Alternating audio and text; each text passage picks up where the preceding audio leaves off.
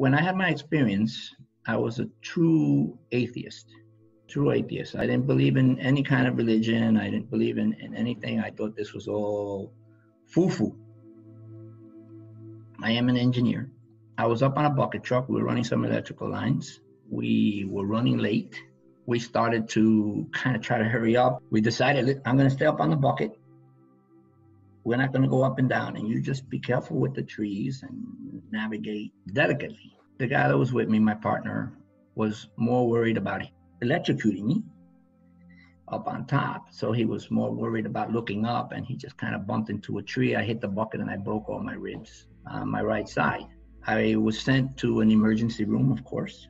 There was some issues with my ribs. They weren't healing properly. I was sitting in the emergency room waiting, and I know the nurse said, here, if you need anything, push this button. And I sat on that bed, and I was really struggling to breathe at one point. I thought about pushing the button, but because I grew up in the South Bronx and we're supposed to be these tough men, I said, no, I could manage this. I could get through this. I always do. I waited about 45 minutes. And when I finally pushed the button, the nurse came in and she just looked at me and she just hit the cold blue. That was the beginning of my experience of dying. And I had a series of emotions because I was suffocating, so it was kind of slow. I'll tell you what my first emotion was. When everybody ran into the room, my first emotion was shame. Just stripped me down so quickly that I just felt shame. After I had that sense of shame, I started to feel, what if this is real? What if something's really happening here? And what's going to happen to my family? Because I never expected anything like this. So you're totally unprepared. And I'm thinking, how are they going to manage? And that created a tremendous lump.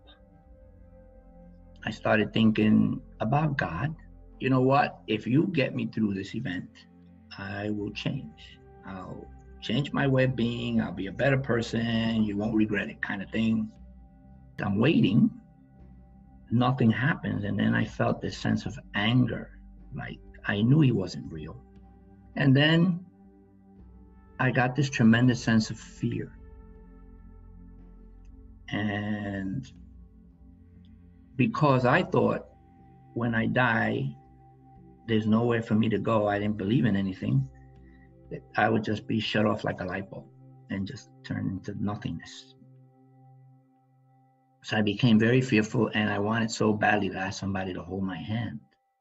And then I started thinking, well, I can't ask for help because my father would be ashamed of me because I'm supposed to be tough. I got to tough this out. So I stiffened and I waited for death. I started to hear the IB, and it sounded like raindrops hitting on a tin roof. So it was like splash, splash, splash. I looked at the wallpaper, and I'll never forget this because my eyes were so acute that I could see the grain in the wallpaper. And there's this sense of wonder happening within me at the same time as I'm dying and I'm scared. Terrified might be a better word. And then I noticed this shadow by the door, and it just stood there. And then I started thinking, you know what? I've had such a hard and difficult life. Maybe it's okay to kind of let go. Maybe there's no shame in this. I'm not quitting. I'm not giving up. I'm just realizing that there's nothing I could do to stem this chain of events, right? I can't stop it. I kind of said, it's okay. It's okay to die.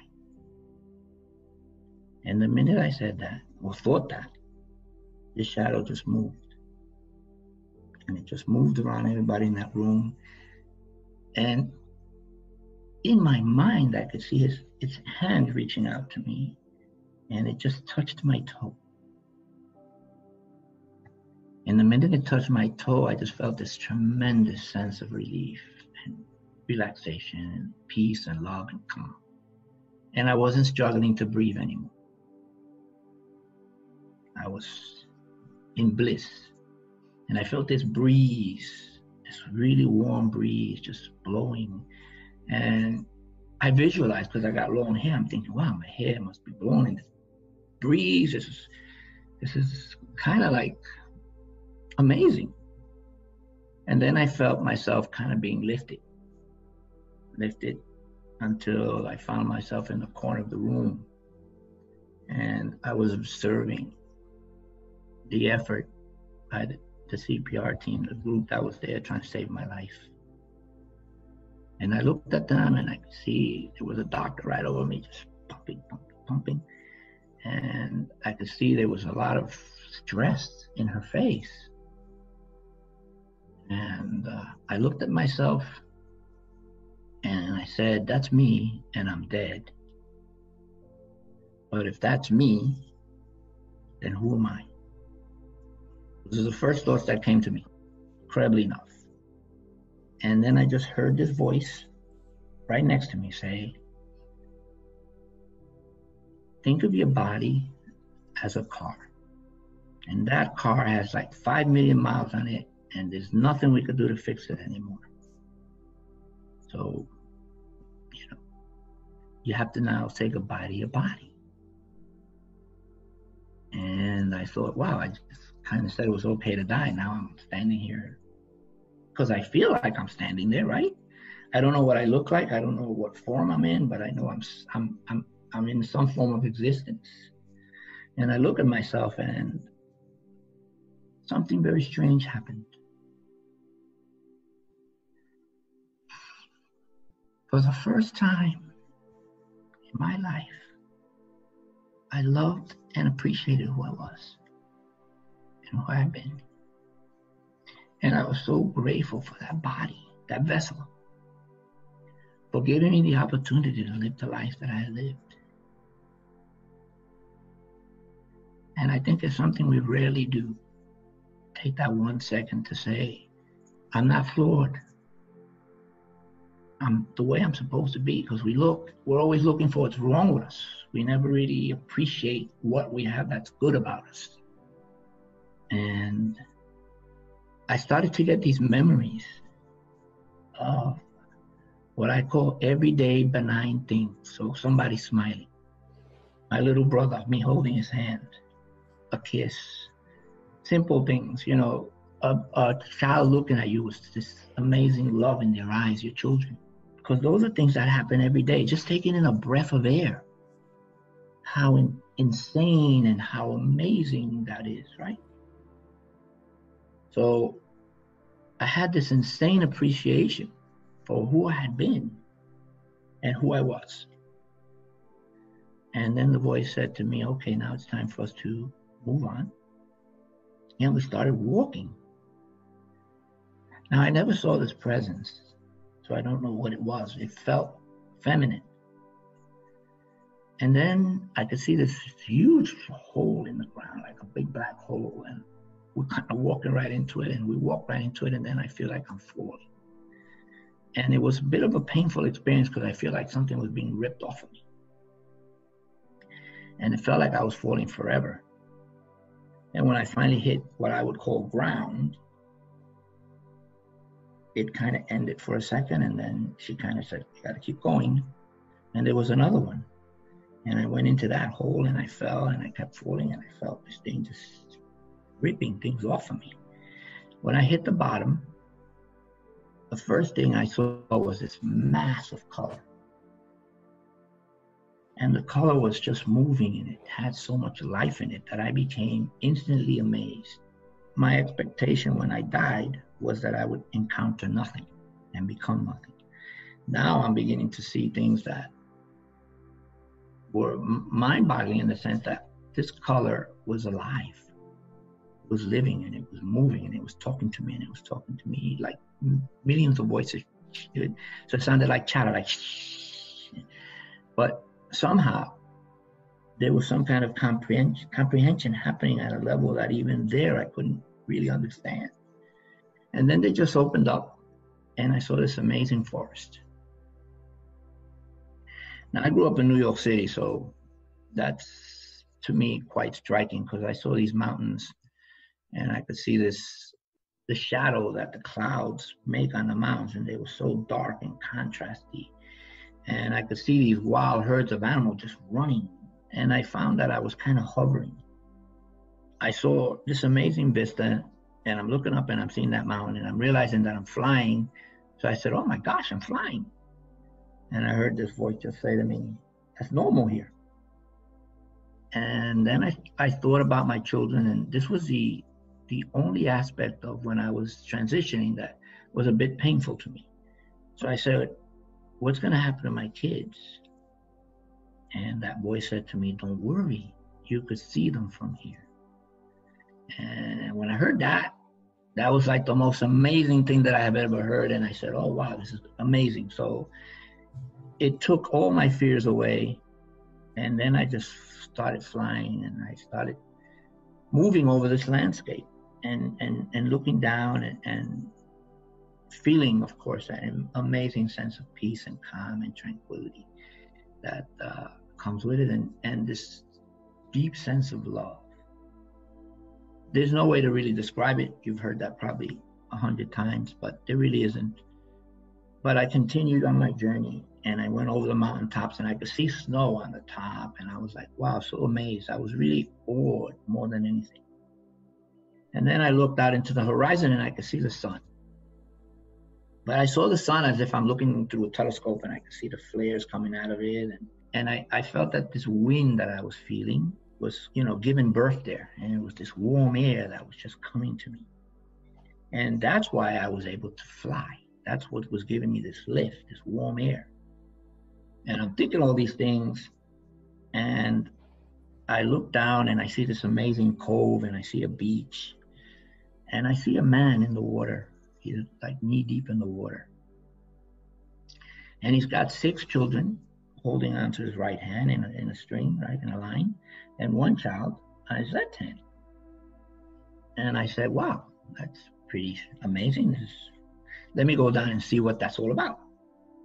So I moved down, and maybe I'm about 10 feet, 15 feet away, and he turns around. That was my father. It was amazing to see him, but what was more amazing was that me and my father had a very, very hard relationship. We used to bump heads tremendously. And he used to drink, and he was quite abusive. And even though I was the 7th of 8 children, I became like my mother's protector. And so we had a lot of clashes, and I don't ever remember saying to my father in life that I love you, or he to me. And his ways were very strict. So we couldn't hug. That wasn't what men do. It was like he had this image of men being like empty, without a soul, without feelings, wow, what an opportunity to say to my father what I could never say to him in life. And so we had this exchange that was very emotional to me. But I understood that he loved me. And I think he understood that I loved him. So it kind of reunited us in a strange way. Not only did we meet there, but from a more spiritual perspective, we became one. Anyway, after all this amazing time, he looks at me and he says, look, you have to go back. And I'm looking at him and I said, no, I don't think so. I really like it here. He's like, no, you got to go back. It's not your time. And I'm looking at him like, no, I want to stay. And then I felt this tugging, like in my chest, but coming from my back. And I started being pulled. And I went back into my body. I opened my eyes, and the doctor that was doing CPR, she kind of got surprised, and she kind of lifted her head back a little. And then I went right back to my father, and I was in this space again. And he's looking at me, he says, no, you really don't get it, you have to come back. And he said, look, this is what we're gonna do. So we kind of started to structure a deal in heaven. And he said to me, look, when it's your time, I promise I will come and get you. And I looked at him and I'm thinking, wow, what an amazing deal that is. How could I say no? And so I accepted that and I went back. When you have your experience of dying, you get this interconnectivity. You feel like you're connected to everything. So that sense of oneness is really profound. When you come back into your physical body again, you feel that sense of separation. So there's something about being in body that makes us feel like we're independent of the rest of the world. It's really soothing, eye-opening, and it's very calming. It's a calming feeling that it permeates through you to know that everything is as it should be, in a sense, right? Everything's working towards a goal, and that goal is well beyond what we may ever know, but it's still doing it.